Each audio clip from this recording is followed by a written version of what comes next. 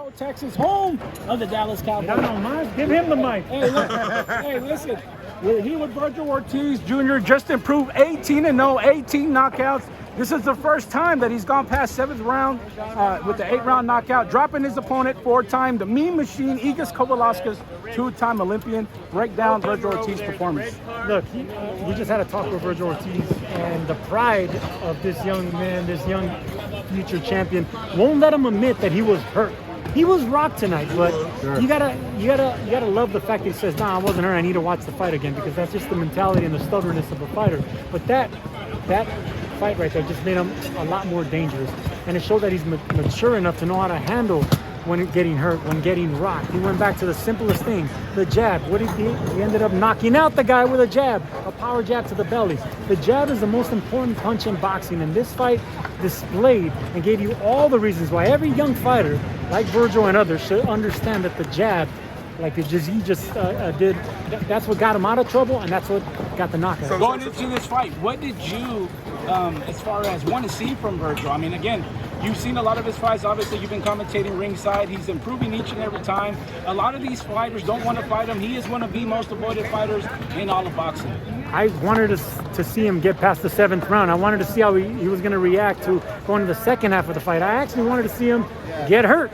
I got all 3 of those tonight, so it's just going to be incredible watching this man develop, because not only is he an attraction, but man, he's exciting to watch. So like you said, this was the litmus test with him against a hungry, strong guy like the Mean Machine. Like, after seeing this performance, Sergio Mora, you know the top guys out there. Do you think Vergil Ortiz could beat all them guys out there? Did this performance show you that? That was one of the questions we were just talking about right here on the post show. And look, whether he's ready for Bud Crawford or not, it doesn't matter. He thinks he's ready for him. And when it comes to a stubborn fighter who won't admit that he was hurt, that he thinks he can beat the pound-for-pound best fighters out there, go on, young man, because he's passing the test and he's knocking out everybody. He has the power. Now he has the discipline. He has the maturity. He has Robert Garcia in his corner. He has the team. Let him do it, man. Let him go at it. We thought the same thing when Teofimo Lopez was going to fight Lomachenko. Too much, too soon. It's going to be a mistake. Now he's on top of the world and he's reaping the reward. So let these young men do what other champions aren't doing. Let them fight the best. But do you think him showing that he got hurt, do you think that's a little more vulnerable to what these guys are hurt? Want to take this fight with him? No. Every young stud needs to get hurt. We've seen how Ryan Garcia reacted with Luke Campbell. He picked himself up, knocked the dude out. Vergil Ortiz just did the exact same thing. On that note with Ryan Garcia, do you think there's you as a former fighter, do you think there's a chip on Vergil's shoulder that kind of everybody's passing the torch to him after Canelo left?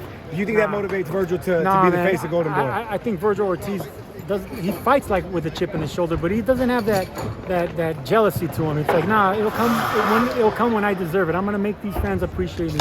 I'm gonna make the promoters give me the big fights. Ryan Garcia does it in another way, smiling, promoting, being the pretty boy he is, the social media. He's using that, and he's doing well doing that. Vergil is a little bit more patient. It's gonna come when it belongs to him, and he's gonna let destiny take its course. So what's your thoughts on? Go ahead. Were you surprised that Mean Machine kept getting up? Because some of those shots, at least I was in the 3rd row and it sounded mean. Nah, no way, man. Kavaliauskas, I mean, he's a 2-time Olympian. The dude's already been rocked. He only got beat by the #1 fighter, arguably on the planet, or one of them at least. He's the truth. We saw that he's the truth now. I mean, because he has great timing. Timing beats speed. Speed beats power, but timing trumps everything. And that's what Kavaliauskas brought tonight. Timing, and that's the reason we saw the power of Ortiz not be enough to take this fight out, but ultimately maturity and patience and that power jab was what did it. I know we're here talking about Vergil, but we had a big fight next week that would have been Earl the Truth Smith Jr. versus Manny Pacquiao. Now, I want to know your thoughts, Mr. Mora, on the torn retina. And will Earl Spence be able to bounce back from this torn retina? Listen, man, I don't know if you watched the movie Unbreakable with Bruce Willis, but if they make Unbreakable Part 2, Errol Spence will come out on it. I believe he can come back from anything. After that car crash, after what he did with coming back with Danny Garcia, no tune-up, man, the truth, he can come back and do anything. This man is just above being normal. What are your thoughts as far as the critics, right? I mean, here in boxing, obviously, fight fans talk, promoters talk, managers talk, media talk. Everybody's saying that, you know what, was it a legitimate injury or was it, a business decision? What are your thoughts on that as far, do you feel the criticism is fair?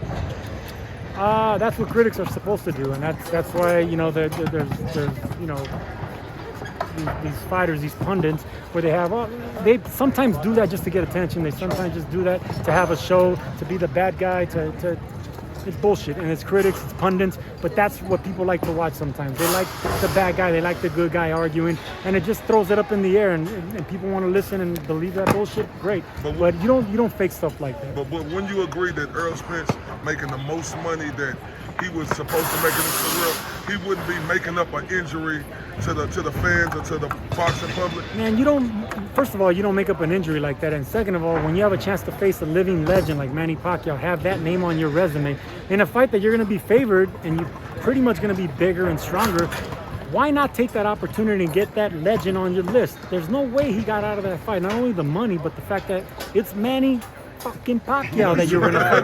You're not gonna get out of that and pretend an injury. No way. No way. Hey guys, real quick, can I ask y'all to take a step over there, about 3 steps? We got a whole set of crew needs to get through here. Thank you. Appreciate it.